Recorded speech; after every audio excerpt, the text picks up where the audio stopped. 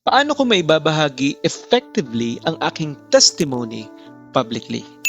Magkaiba ang setup and strategy ng conversational testimony and personal evangelism sa public testimony.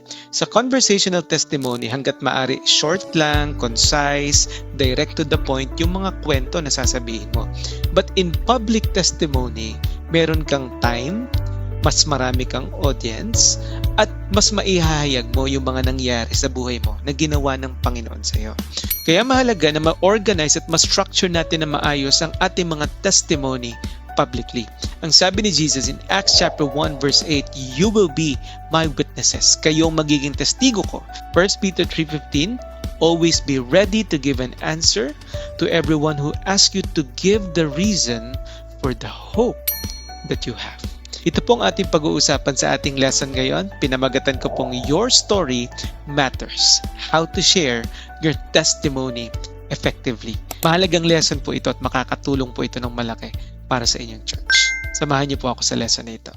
Ang iyong kwento ay hindi lang tungkol sa iyo, kundi tungkol sa Diyos na kumilos sa buhay mo. His story, not just history. At napaka-effective ng pag-share ng testimony. Bakit, Pastor? Number one, because testimony makes the gospel personal. People may debate an argument, a doctrine, but they cannot debate what God has done in your life. Experience mo kasi yan. Naalala nyo in John chapter 9, merong isang bulag na pinagaling ng Panginoon. Tapos nagtatanong yung mga pariseyo, yung mga tao, paano nangyari yung mga bagay na yan. Nagtanong yung mga disciples, sino yung nagkasala. Nagtanong yung mga Pharisees, paano ba yan gumaling? Tapos nagtatanong sila, sino si Jesus? Maraming tanong, maraming debate.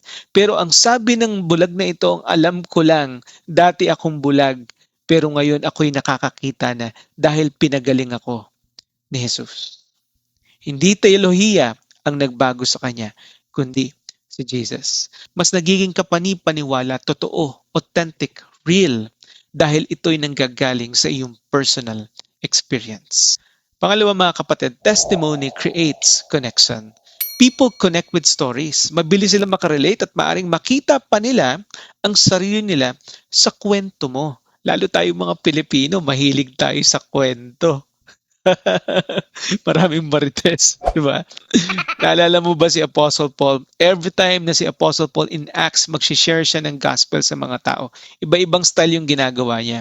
But in Acts 22, Acts 26, and Galatians 1, makikita natin na si Paul ay nag-testify ng ginawa ng Panginoon sa kanya.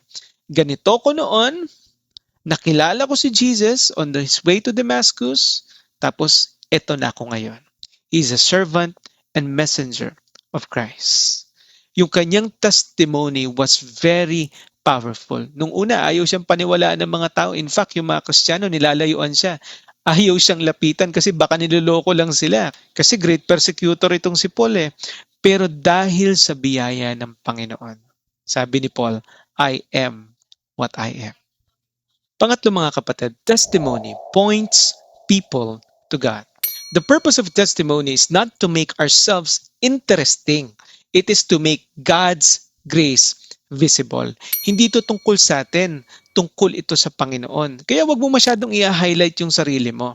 Lagi papunta sa Diyos. Naalala nyo in Mark chapter 5, there was a man na legion of bad spirits yung sumapi sa kanya. Tapos wala nang magawa yung mga tao sa kanya. Nakatago na lang siya sa kuweba, nakakadena, sumisigaw araw-gabi, nakakatakot. But dumating si Jesus and this man was delivered mula sa mga bad spirits na ito and he wanted to follow Jesus. Sabi niya, Lord, sama ako sa iyo. Pero ang sabi ni Jesus, hindi. Ang sabi ni Jesus, umuwi ka sa inyo at sabihin mo sa kanila ang lahat ng ginawa ko sa iyo. At alam niyo nangyari, ang sabi ng Bible, he ministered to Decapolis. Pumunta siya sa Decapolis para mag-share ng salita ng Panginoon. Ang ibig sabihin ho ng Decapolis is 10 cities, 10 syudad. Kilalang kilala siya marahil ng mga tao, naririnig yung kwento niya at ang dami niyang taong nadala sa Panginoon. He had no training katulad ng ibang tao. Ang dala-dala lang niya ay yung kanyang personal testimony ng ginawa ni Jesus sa buhay niya. The man went and shared and it became a powerful testimony. Not because he was great, but because Jesus was at the center of his testimony. Huwag mong sabihin kung gaano ka kadakila. Sabihin mo kung gaano kadakila ang Diyos sa ginawa niya sa buhay mo. So, Pastor, paano ko ma-organize at ma-structure ng maayos ang aking public testimony? Gagamitin natin ngayon tinatawag nating Journey of Life method. Nakuha ko po ang method na ito mula sa isang foundation na naging part po kami, which is yung Onesimo Foundation. Part po kami nito noon, tapos na po yung partnership namin, pero yung kanilang mission to reach the youth and children at risk ay tuloy-tuloy pa rin. Nag-ampun kami ng mga kabataan na naligaw ng landas, pinatira sa loob ng simbahan, in our case, sa loob ng bahay namin ni Mrs. Tapos tinulungan, tinuruan, hanggang sa sila ay magkaroon ng skills at maayos sa trabaho at sila ay mabuhay ng marangal. Ngayon po, isa sa mga activity na ginagawa namin dyan is the Journey of Life method. Paano yung ginagawa, Pastor? Number 1, remember. Isipin mo yung mga major events at highlights ng buhay mo mula sa nakaraan hanggang sa nakilala mo si Kristo at sa buhay mo na ngayon. For example, yung lumaki ka sa broken family, nangyari to sa buhay mo, tapos ito nangyari ngayon sa'yo hanggang sa nakilala mo yung Panginoon. Alalahanin mo yung mga major events. And then, pag naalala mo na, it's either i-drawing mo or hahanapin mo yung mga pictures na nagsisimbolize doon. Gagawan mo ng PowerPoint presentation pag pictures, tapos pag drawing naman, isusulat mo sa isang papel. Nakaka-excite yun kapag dinadrawing nyo na yung mga major events na yun. Pag na-collect yun na, ang gagawin nyo, i-arrange mo. Okay? I-arrange mo ng maayos, na parang isang mapa, tapos i-connecta mo yung mga kwento, and then you will share. Ito po yung sample ng Journey of Life. Katulad nito, lumaki ako sa isang broken family. Tapos, nagloko ko sa buhay kung saan ko hinahanap ang pagmamahal. Pero unti-unti akong nasira at ako ay nakulong. Sa loob ng kulungan ay nakilala ko si Kristo. At nung ako'y nakalaya, ako'y nag-aral ng ALS. Nakapagtapos ng pag-aaral, naglingkod sa Panginoon. At ngayon, ako ay isa ng pastor na naghahayag ng salita ng Diyos. Ito po ay sample ng Journey of Life at napakaganda po kung mabubuo natin yan tapos ipe-present natin publicly. Sa church po namin ngayon, every Sunday ay meron kaming ina-assign na tao na magte-testify ng kanilang journey of life. Alam nyo, sobrang kaabang-abang at sobrang mas nagiging powerful, inspirational, sobrang blessed yung service every time na merong nagte-testimony ng ginawa ng Panginoon sa kanila through their journey of life. Meron lang tayong ilang guidelines pagdating sa public testimony. Number 1, keep it Christ-centered. Hindi ikaw ang bida, kundi si Kristo. Hindi dapat highlight ng kwento mo, highlight ng ginawa niya sa'yo. Pangalawa, keep it simple. Don't tell everything.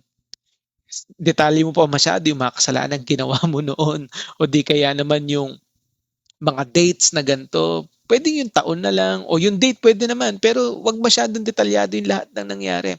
Hanggat maaari yung pinakamahalaga lang ang sabihin mo. Pangatlo, keep it honest. Hindi kailangan gawing perfect.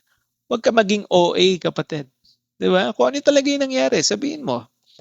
Pang-apat, keep it appropriate. Yan. May mga details sa testimony na maaring personal o hindi na kailangan sabihin publicly. Maaring may preaching si pastor na angkop doon yung iyong testimony. Hanggat maaari, ipasok mo doon sa topic na yon para masuportahan niya yung sinabi ng salita ng Panginoon. And number 5, keep it gospel-centered. Ang goal natin ay maibahagi ang mabuting balita ng kaligtasan. Kung alam mong maaring gamitin ng Diyos ang iyong testimony upang maging daan sa pagbabago ng buhay ng isang tao, magte-testify ka ba? Siyempre naman, di ba sabi ni Jesus, you will be my witnesses. Sabi ni Thomas Monson, you can share your testimony in many ways. By the words you speak, by the example you set, by the manner in which you live your life. Hindi lang sana sa ating mga salita, maringgan si Kristo, kundi sa ating pagiging halimbawa at sa buhay na meron tayo. Tandaan natin mga kapatid, your greatest testimony is not just what you say, but how you live. Live a life that reflects Christ. God bless po sa inyong lahat, and may this simple lesson be a blessing, a challenge, and a big help to all of you na magtuturo sa inyong mga tao to testify publicly at sa mga nakaschedule na mag-testify publicly ng ginawa ng Panginoon sa kanila. This coming November po, samahan niyo po ako sa panalangin dahil ang aming pong church ay magse-celebrate ng anniversary at magkakaroon po kami ng kaunting renovation doon po sa aming simbahan. Kung nais niyo pong mag-support dito sa project na ito po yung GCash account. Lahat po ng proceeds nito ay mapupunta sa church building. Pakisama po ito sa inyong mga panalangin. God bless po sa inyong lahat at muli, ito po ang lingkod ng Panginoon, Paswes.